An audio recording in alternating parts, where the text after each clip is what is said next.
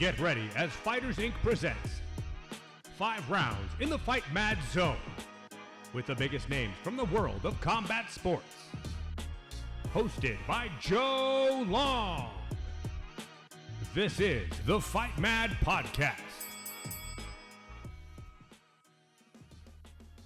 Ladies and gentlemen, welcome back to the FightMad Podcast, hosted by myself, Joe Long from Fighters Inc. We're in our 25th year. I've had a little break. Season 1's out the way and over and in the books.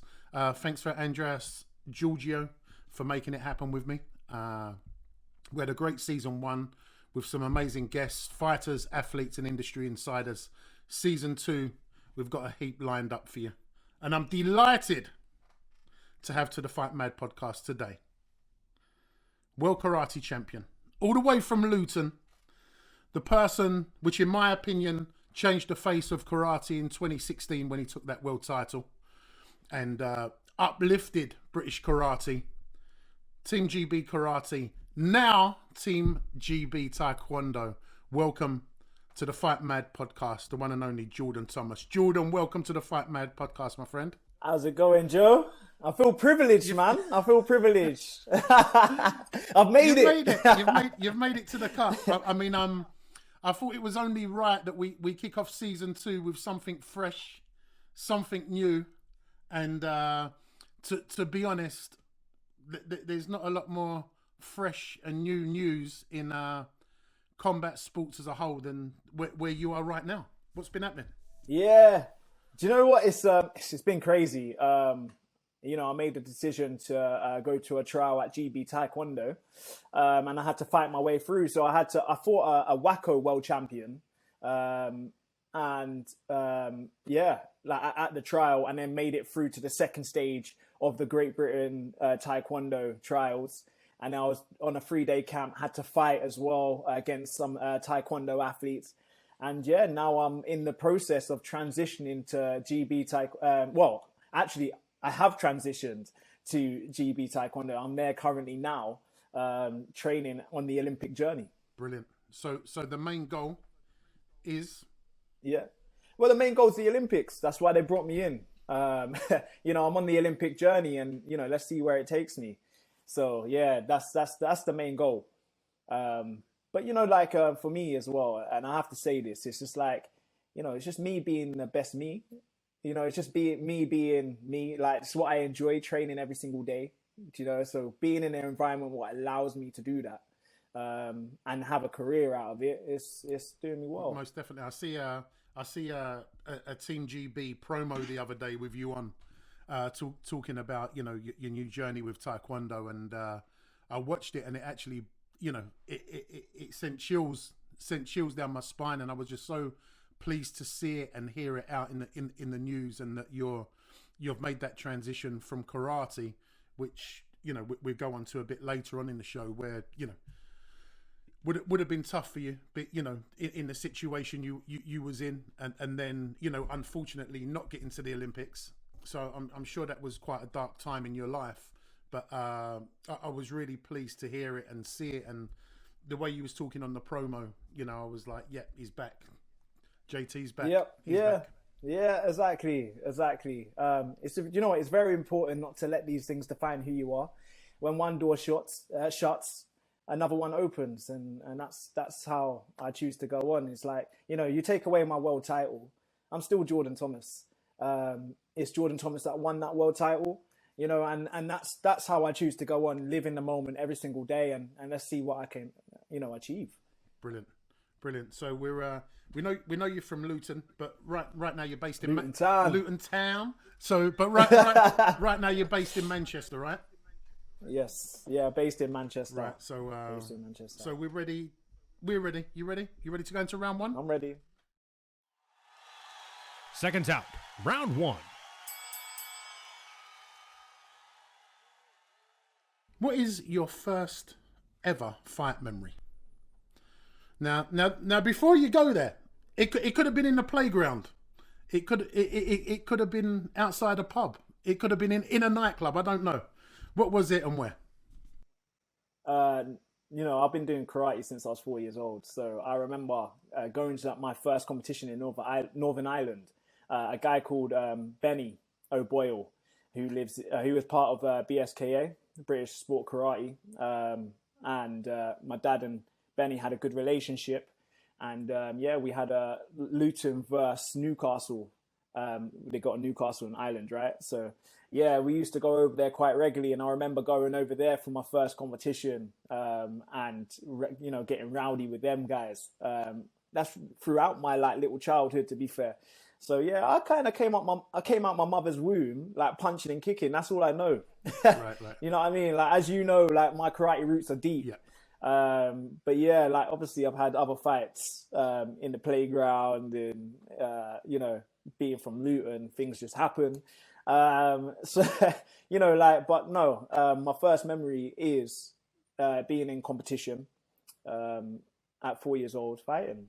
Brilliant. And those, I think actually that was the same answer as Michael Venom Page. He remembers going into his first competition and getting beat by another colleague, Robbie Hughes, and traditional karate. I don't think, traditional martial arts, a lot of people don't understand the volume of bouts you have when you're a young person coming through. You can have sort of 8 to 12 bouts in a day if you're doing team and individuals. Easy. You can hit them sort of numbers. So there's a lot of fights. And you mentioned there about your father.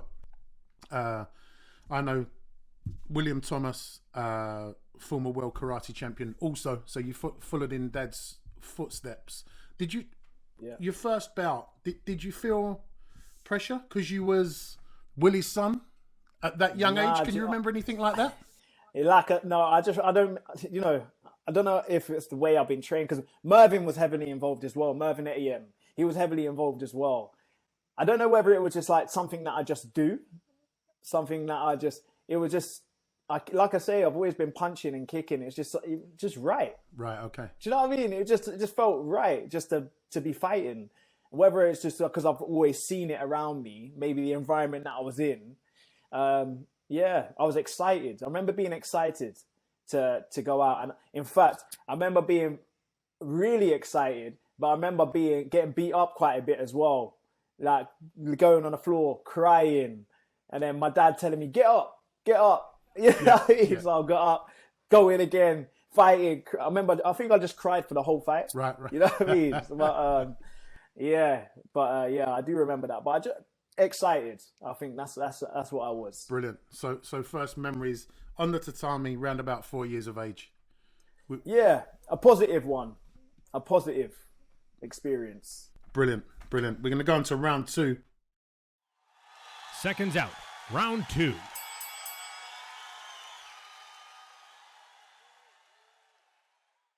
I did say we've had one other karate guest. I mean, you're Taekwondo now. You're Team GB Taekwondo. Yeah. But your base is karate, and which was Tiki Donovan. And I said on this round, who's your all-time favourite fighter, thinking that he's going to give me one from karate and maybe one from boxing or MMA.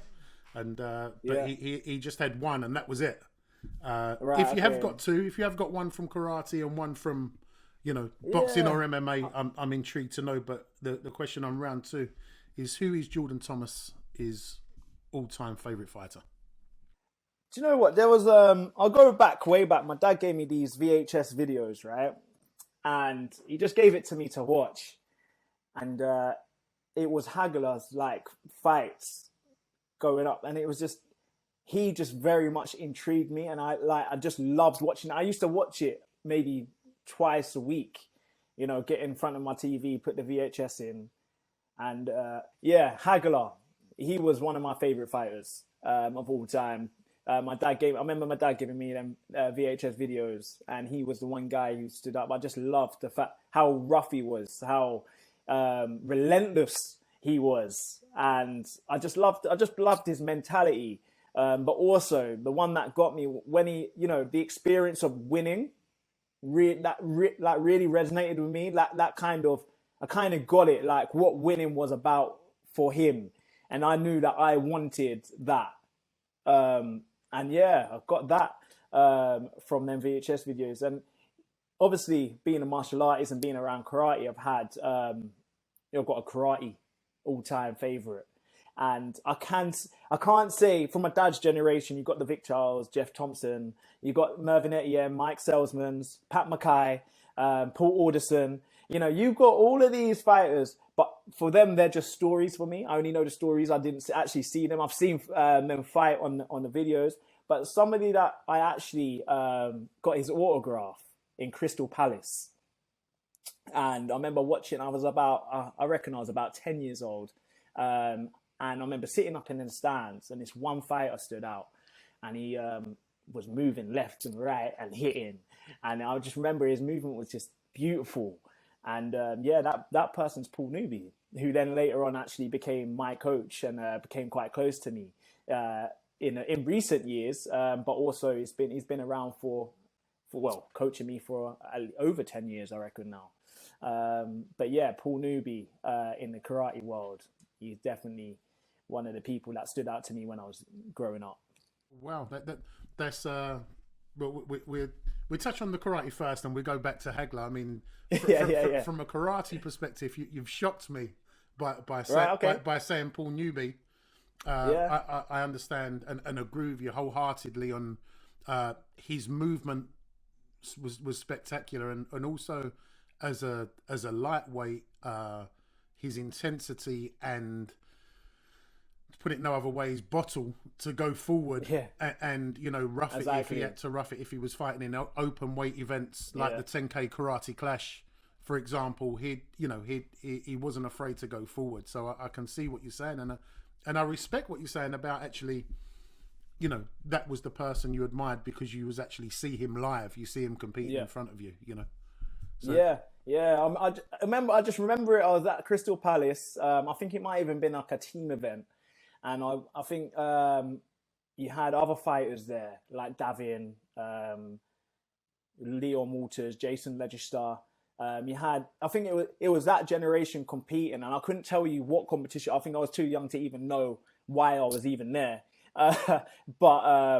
Yeah, I just remember watching everybody. He was the person that stood out, and he was the only person that I went up to, got a picture and an autograph. Unfortunately, I haven't actually got it no more. I don't know why. I wish I still had that piece of paper to show him, but yeah. Right. He was the one person that stood out, and I was like, yeah, I love it. That's how I want to fight. Amazing. And if you're listening into the FightMad podcast, people, and you've never seen karate before, have a little Google on YouTube of Paul Newby. I think he was also a fellow world champion with yourself, Jordan.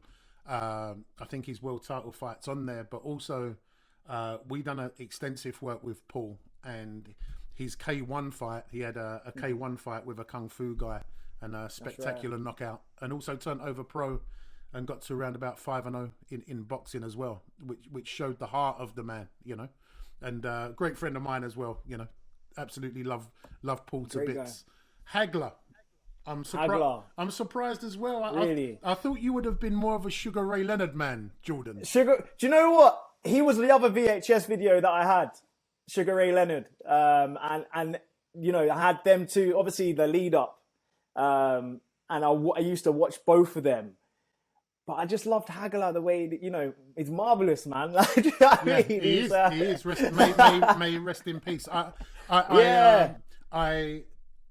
It resonates with me what you're saying about the winning for him, what it meant to him, because sometimes you get drawn to an athlete through not just their fighting for different things. It might be how they stand or what they're wearing or how they talk on camera. But I fully understand that, and I've said on here before, my favorite, my all time was Hearns.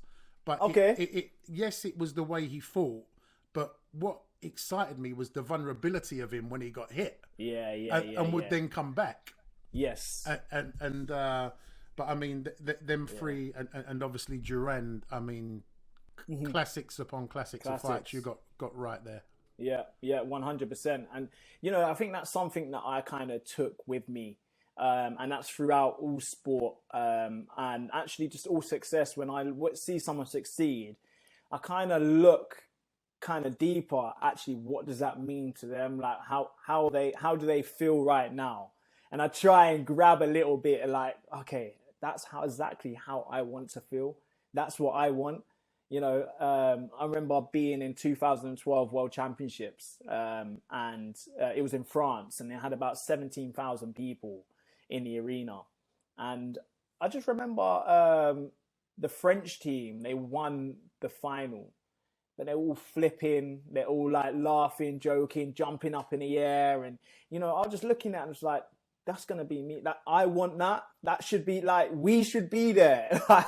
That's what I want. Do you know what I mean? So, I just like, I've always looked at that, and not just karate. I've looked at all sports, like Usain Bolt. You know, Johan Blake, when he won the World Championships, when Usain Bolt got disqualified. How was it when he won that? Even like Jessica Ennis, when she crosses over the line, how much it meant to her. You know, there was a lot of inspiration in all that hard work. I could just see like the satisfaction it was just to get a little bit of something back. And I just, you know, I was grateful to have them experiences. Brilliant. And you sure made the most of it when you took that world title.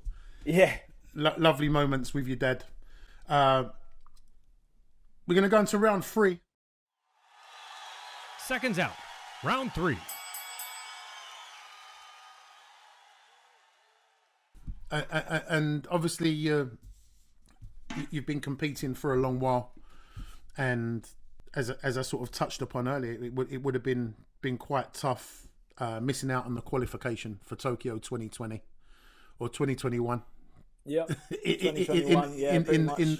In the real world, and obviously COVID was a big part to play in that whole scenario. I think for every athlete who was looking to go to the Olympics, you know, is it on? Is it off? What am I doing? What am I not doing?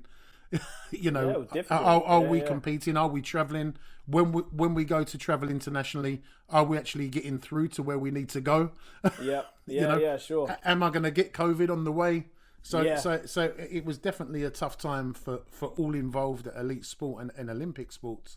But the question on round 3 is, what is the biggest fight you've had to overcome in your life? That goes back to when I was actually 2 years old, Joe. And I got run over, got hit by a car. And when I got hit by a car, obviously I could have died. Doctor said I may never ever walk again properly. Never, you know, I might not be able to walk again properly. And that was probably a massive challenge to then come through, recover, and then deal with the after effects from that. So yeah, there was that. Then I had asthma, right? So fighting with asthma, being in and out of hospital when I was younger, asthma attacks, you're struggling to breathe, allergies. I've got a peanut allergy as well. So going around that, that was a difficult time.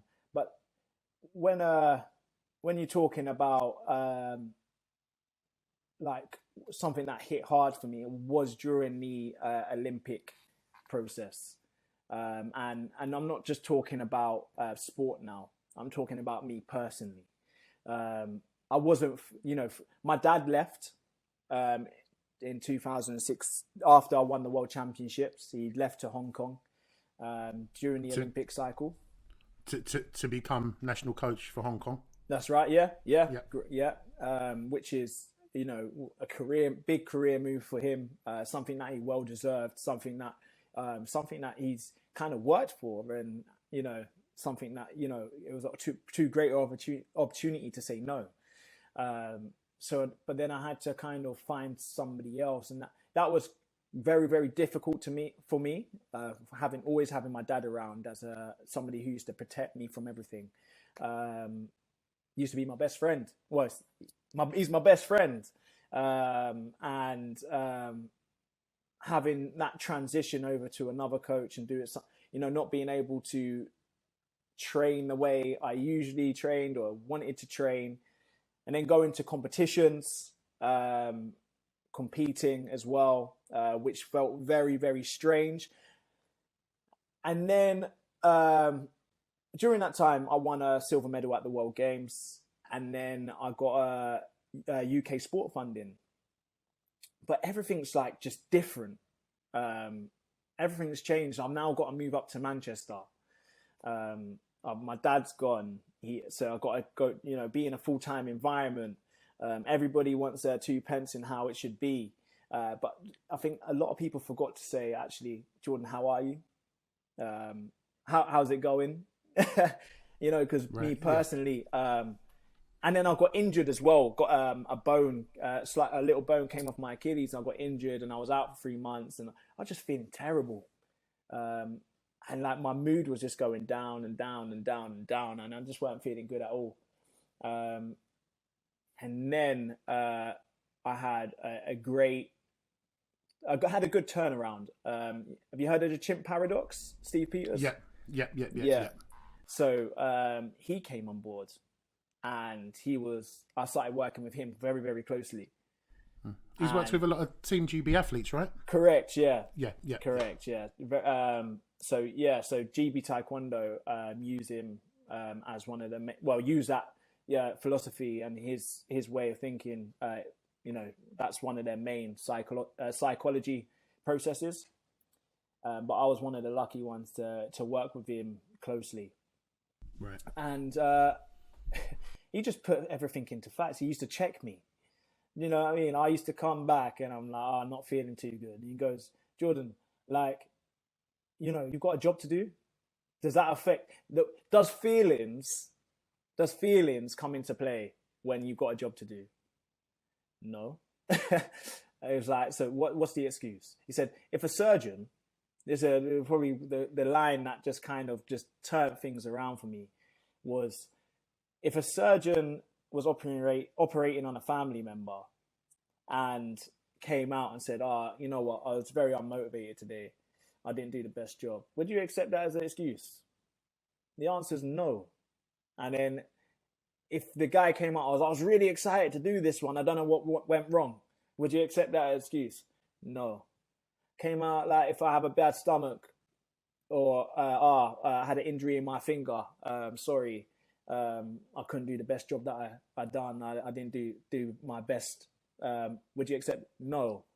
So what he's saying, feelings, actually doesn't matter when there's a job. When it comes to a job, you got to get it done. You got to control the outcome. It doesn't matter. You still got to win. Most definitely, yeah. You still got to win, and that's with any job on the planet, right? 100%. 100%. Yeah, forget, and that was another thing as well. When he asked me if I was okay, and then when I said, am I okay? I started replying about my performances, and he goes, Jordan, he said, like, what's going on? Like, I asked you if you're okay, and then you were talking about karate. He was like, that's not you. Don't let, I'm asking about how you are. Do you know what I mean? That karate does not matter. Yeah, because very true. If I'm okay, that will take care of itself. Yeah. Put you first. Yeah. And get you right, and the rest will follow. 100%. 100%. Yeah. And I was just found out I was putting a lot of pressure on myself as being one of the only people supported by UK sport, having that pressure to win, having that when I've underperformed, having to go back and explain why I've lost to people. But yeah, the one thing I didn't take it back to is myself. Well, I can see how the pressure would have been huge for you. Within traditional martial arts, the rest of the sport is looking at you and looking at you for the outcome and to lead the way. And I would imagine there would have been a lot of jealousy as well by other athletes that you was in that position. So it would have. I see how it would have been tough for you to manage that. Yeah. And I think I spoke to you throughout all of that journey, and I was always, as someone who's around the fight world all the time, I could see certain things happening and just thought that you needed a real support system around you to protect you from the crap. Yeah, exactly. Great management teams protect their athletes from what they don't need to know about what's going on out there. Yeah. The athlete needs to focus on what they're doing. Yes. They don't need to be worrying about the politics in the sport or who they're fighting next. Or the contract or the this or the that. They need to focus on being an athlete. Yes. This is later on with the help of there was Steve a lot Peters, of pressure on your. Yeah. There was a lot of pressure on your shoulders. Of pressure, but the later on, when obviously working with Steve Peters, that's exactly what kind of transitioned my way of thinking. And actually, this is my career. I know what I need to do. I know what the team that I need around me, and that's I had to make changes. I started doing things that I needed to do, have the support, right? Because the way this is it. First, there's the dream, and then that turns into desire, and then you start doing goal setting, and then from the goal setting, you put everything into action. But none of that matters if you don't have the support network around you. So that's something that I concentrated and got around. And then once I had that sorted, I started performing again. I started climbing again. And actually, I just felt good in myself. And not just because it was karate, I was just okay in myself because I was naturally giving my best to myself. So naturally, I was giving my best, which is more than good enough on the karate mat. And that just becomes habit. Yeah. Cool. Brilliant. And I don't think a lot of... when you're in the sport, you see it a lot. When you're in combat sports, whether that's boxing, MMA, more so than traditional sports, because there's more commercial value, if you like, to boxers and MMA fighters. And funny enough, I see it this weekend. I was at an event, and one of the athletes or former athletes was being spoke to like an object, right. Like there was nothing. And I understand what you're saying that, you was like the key to all of these things for karate and Team GB karate, Team GB Taekwondo, and just being moved around like as an object basically, rather than as a human being and as Jordan Thomas. Yeah, and if I could go back, Joe, from the start, I would say this is what I want and this is what I need. And that's the only thing that I would start off my Olympic journey again back then, but I've got a chance to do it again now for the next 2 years, and that's exactly how I plan to go on. Which is a great story. Yeah, I'm 30 years old now, man. I've just got to enjoy my life. Do you know what I mean?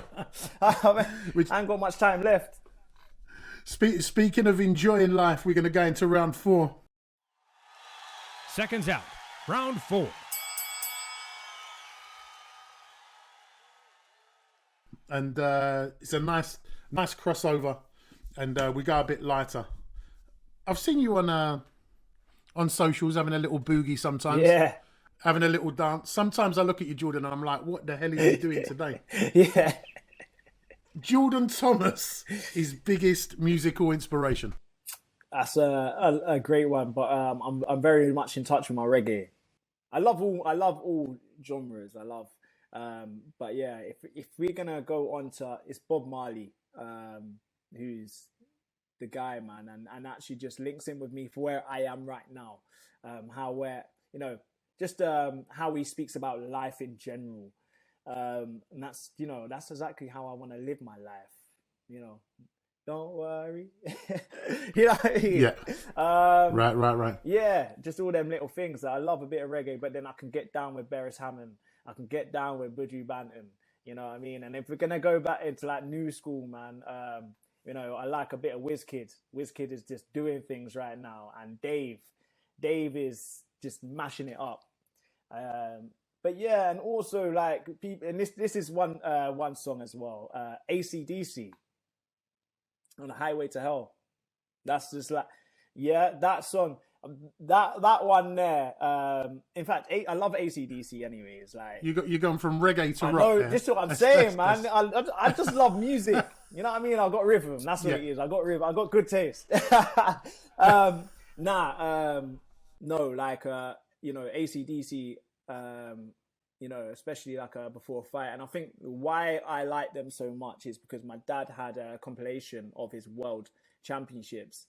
And it was Highway to Hell. So every time I hear that song, it's just like nostalgic. And it's just like, I remember that feeling like I wanted to be that world champion. I wanted to like, have that performance and have that world. Takes you mentally to that time and place. It does. It aligns them. Yeah, and me and Paul Newby went out to the World Games. And I think before the semi-final, we're in the warm-up area and we can hear that song in the background, and he's speaking to me, and I remember listening to the song. I was like, sorry man, I'm not listening to anything you're saying right now. I'm just I'm just listening to the song, and I'm just like, Highway to Hell.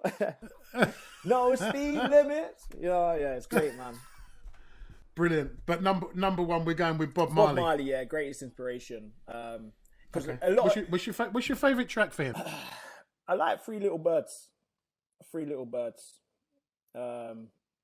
That's just a nice little tune. It's just a happy tune, and it's something that you'll play to your kids.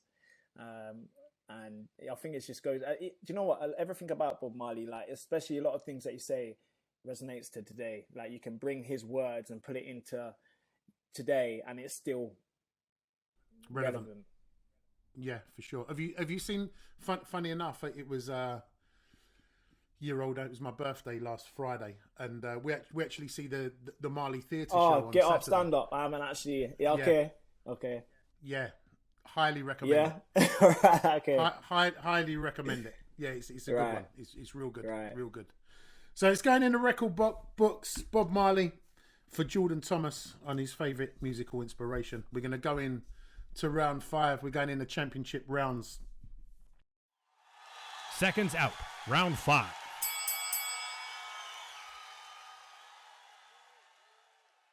Now, you spoke about a few people on the podcast. Paul Newby, your father, Mervyn Etienne.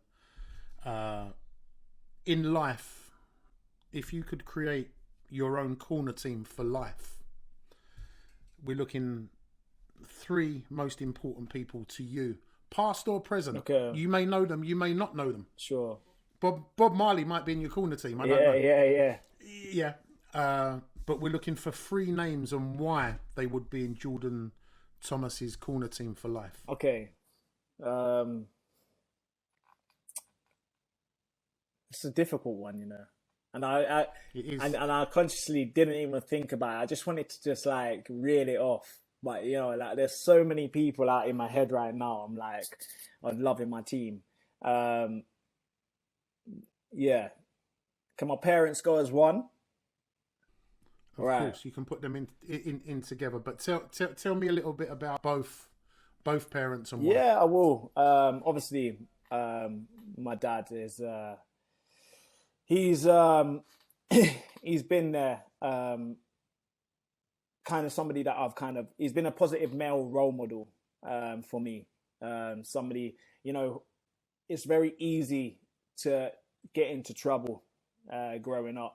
But the environment that he created around me, with like, that golden era, and also the karate base, and just showing me how to be a man, a good man. And that's something that I kind of have to, thank him a lot for. Is that I had, because that's a privilege. Let's get it right. That's a privilege to have that, and for sure. That's, I would say, which is my privilege that I had that, and I'm very thankful for that. And I've got my stepmom and my mum, so as well, like them both like just contributing to keeping me in check because they run the house. That's it. Like, there was no rubbish going on in the house. If I did anything, I would know about it. There's just nothing that I could do and get away with. And yeah, and also the good food as well. Do you know what I mean? You gotta eat. Do you know what I mean? So, like, all the parents, again, gave me that privilege that, somebody else might not have had, which I'm very, very grateful, and I got a lot of gratitude for that. So that's number one, man. Lovely though. But number one is, we've got 3 and 1, and it's actually lovely to hear you say, not taking anything at all away from your mother, your biological mother, but it's lovely to hear you say your stepmother as well, because the same as you said, you're in a privileged position to have, you're a father, a male figure in your life. Yeah. It can also be a privilege in life. I come, my family is 2 families in one as such. So I understand it and get it that, that step parent in your life is very important. Yeah, 100%. It is very important, and it's lovely to hear, you mentioned that as well. 100%. So that brings me to number two. Number 2. My fiance, ready to be wife, because without her, man, there's, I wouldn't be the person I am right now, and I wouldn't be doing what I am doing right now because she signed me up for this Taekwondo stuff. So, she's always got my back, best interests, and it's the person that I love, and I see her as an essential. And I see her as part of me. I've got her back as much as she's got my back, and when things, there's some things that people don't see on the outside, but she sees everything. So when I come back, she deals that, she knows me inside out. She sees the real hard times, the real lows, but also she sees the real highs. And I'm happy to be sharing that with her. Brilliant. So number 2, wifey to be. When you're looking at end the of wedding. May. And this might be a good time to drop that there's a baby on the way as well. No. Is this an exclusive? Yeah. This is the first time it's been on media. Like, I haven't dropped Jordan, it on media. I'm telling you, I ain't dropped it on media. You're killing me. Yeah. Are we gonna say we can't have you putting it on media before the podcast comes out? Yeah. We can't have you putting it out there. We're out in a couple of weeks. No. Like, we're gonna save I'm not this putting one. it like you. This is on. This is you. You've got the exclusive. Like. So we got the first FightMad announcement of a baby on the way on the FightMad podcast. Yeah. Jordan Thomas, congratulations, my much, friend, and to your lovely fiance. Thank you. That's amazing. Yeah. Amazing.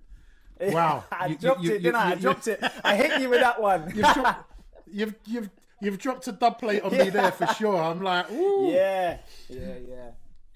Tremendous. Family starting.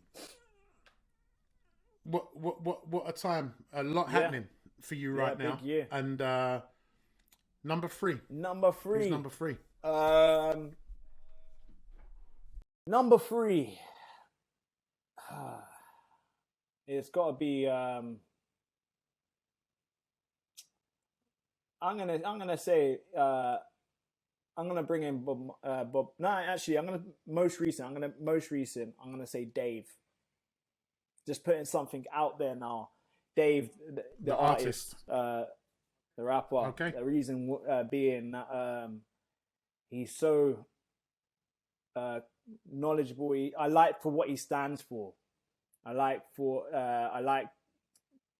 him challenging the way you think, and I feel like we all should be challenged, because without challenge there ain't no growth. And I feel like that for what he stands for and what he represents. Good thanks to Jamal Edwards, R.I.P., for finding these artists and bringing them to light. But yeah, Dave, I'm telling you now, like I just like the way that he challenges people, the way you think and the way you see the world. And we should never be fixed. We should always have room to kind of adapt and evolve and move, because that's how we grow together and that's how you create unity. For sure. Lovely last words, mate. You're getting me emotional, yeah? Not on purpose. I'll be honest. I see his performance. I see a couple of his big performances over the last couple of years, but I haven't. If I'm honest, like personally, I haven't really studied his music. I can see the talent and the emotion what has gone into a couple of his big live performances, but I'll have to get him up on my playlist and check him out and see what he's really saying. Yeah. No, I definitely recommend it. But brilliant. Jordan, thank you for coming on the FightMad podcast. What except for the Olympics, a new child. There you go. There's a big one on the way. Are your first one, right? What have you got coming up? So yeah. Or what's next for you? Next competition? I'm fighting. I'm fighting. Qualifier? I'm fighting in Sweden on the 30th, end of this month. And then we start looking at if I'm eligible for the Europeans next month, end of May, which is in Manchester. Oh, is it really? Yeah. Okay. So then there's some talk around that. Maybe I might fit into the team somewhere. So yeah, me and my coach are deciding where that go and what that looks like. So next month in Manchester might be the Europeans for me. And then obviously you've got the World Championships later on this year. But yeah, I'm on the Olympic journey.